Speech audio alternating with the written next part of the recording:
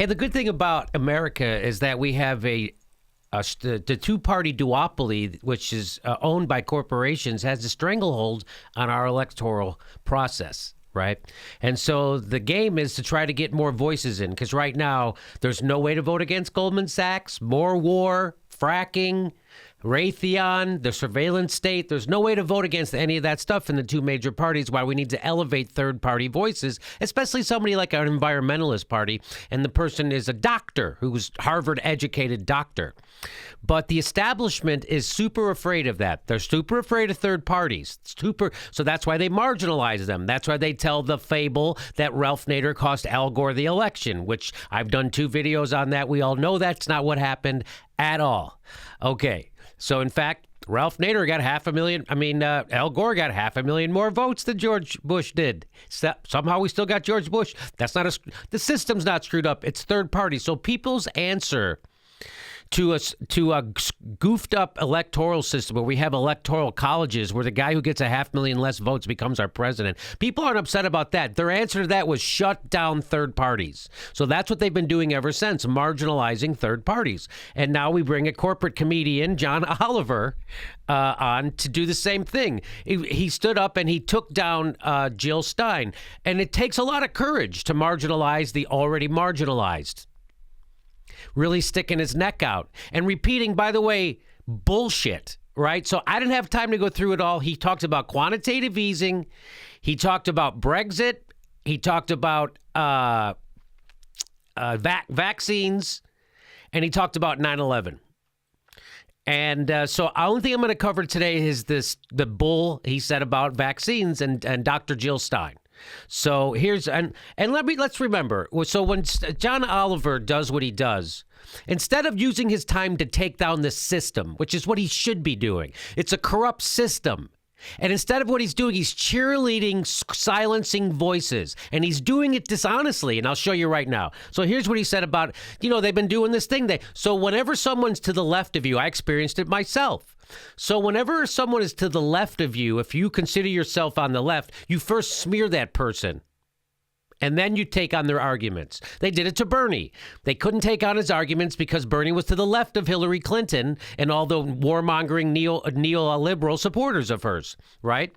So what they do is they smear him. They go, he's a fairy duster, and he's pie. He doesn't know how things going to work. He doesn't know what he's doing. Oh, he's a Johnny-come-lately to the Democratic Party. He's a misogynist. I don't know if you know that. Oh, he's a sexist. His followers are sexists and misogynists. Not once did they attack. The only time they could attack his policies was to demean his character like he doesn't know how to get stuff done, even though he's called the Amendment King. So that's what they did to Bernie. They're doing the same thing to Jill Stein. They smear her. She's anti-science. She's afraid of Wi-Fi. At least he doesn't do that crap with the Wi-Fi. So that's all bull, right?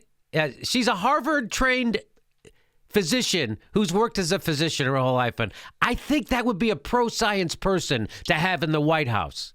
But here is John Oliver. Here's him doing his garbage, and let's listen. And in response to charges that she was anti-vaccination, she tweeted, "There's no..." First of all, he goes to a tweet. Couldn't get her on the phone, could you, John? You're going to do a half-hour takedown on her? You couldn't call Jill Stein and ask her what her position was? You had to go to a tweet? All the resources of HBO and all the people you have working for you. He has an executive producer, assistant producers, producers, stage managers, directors, stage directors, writers, assistant writers, producer. He's got a personal, he's got crew. Nobody to call Jill Stein. You have to go to a fucking tweet. Here we go. God damn. And watch how listen to this. And in response to charges that she was anti-vaccination, she tweeted, "There's no evidence that autism is caused by vaccines," before Jill Stein, a doctor, remember, replaced it with a more equivocal, "I'm not aware of evidence linking autism with vaccines." Which is what a doctor's supposed to say, because she's not actively in that field studying it, and she knows there's people studying it all the time. So a more accurate thing for a medical science person to say is, "I'm not aware of any link." That's what you're supposed to say. She can't say definitively. There's other studies going on right now. She's not a specialist in that field. She spoke the way you're supposed to speak, which is saying, "I'm not aware of any link." That's what you're supposed to say. And she's also being sensitive to people of autistic children. So that's what that is. And this is what you use to take her down? A person who's Harvard educated, who's speaking correctly about it. And by the way, Hillary Clinton said basically the same thing in 2008. She said, no, she said even further things. In fact, what did Hillary Clinton say? She said, I am committed to making investments to find the causes of autism, including possible environmental causes like vaccines. We don't know what, if any, kind of link there is between vaccines and autism, but we should find out. So that's the woman who also, by the way, led us into the Iraq War, deregulated Wall Street, gave us NAFTA, is going to give us TPP, and gutted welfare, and deregulated the telecommunications. So why we have 6 companies bringing us all our comedy, all on our news. Ha ha. Isn't that weird that all the comedians on TV think exactly the fucking same? Isn't that weird? Trevor Noah, John Oliver, everybody. Bill Maher. Is there a comedian who thinks differently? That is the weirdest thing. You know, if you are a comedian and you are gleefully cheering on a corporatist warmonger instead of taking the piss out of them, you know what I think? I think artist.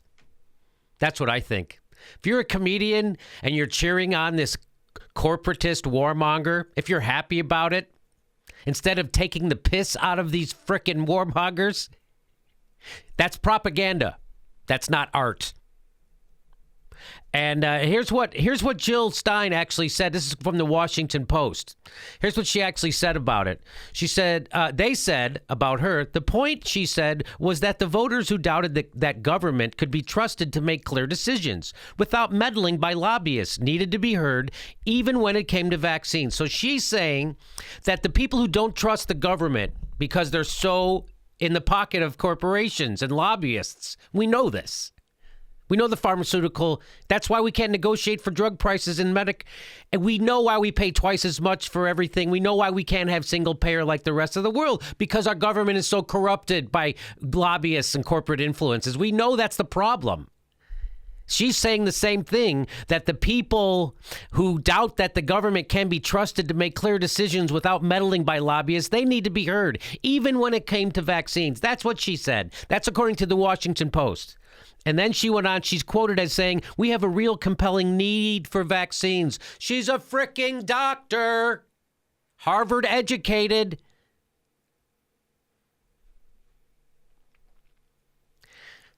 She said, it requires an agency that we can trust to sort through all those concerns, to assure the American public, whether it's vaccinations, whether it's administering estrogen to, treat symptoms of menopause, or at one point it was the solution to prevent Alzheimer's. And then it was discovered, oh my goodness, it may actually contribute to Alzheimer's. It's really important that the American public have confidence in our regulatory boards so that all our medical treatments and medications actually are approved by people who do not have a vested interest in their promotion.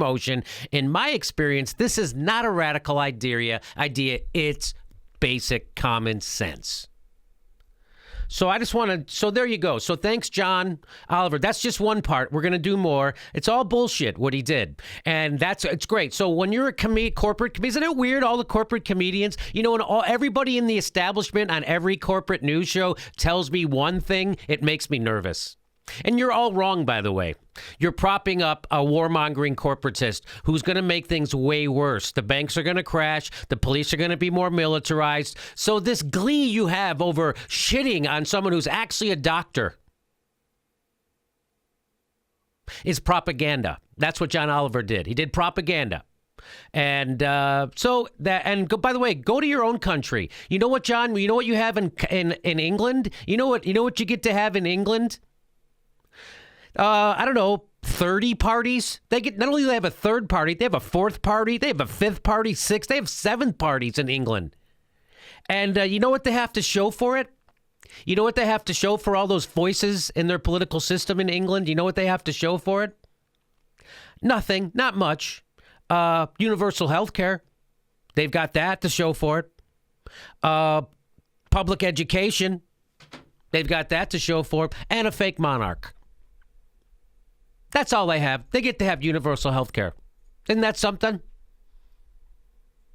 So we're going to do way more. We're going to bring an economist on to show how he was completely wrong about quantitative easing and what a dumb thing he did. Oh, he's upset that Jill Stein wants to she wants to forgive the student debt to people and put that money into our economy. How are you going to afford that? How the fuck did we afford the Iraq war? How are we affording it? You know, we're still bombing in Afghanistan 15 straight years. 5 more years, we get a gold watch, John. But how are you going to forgive student debt, something that will actually help our economy? God damn it, establishment comedians, you can all go to hell.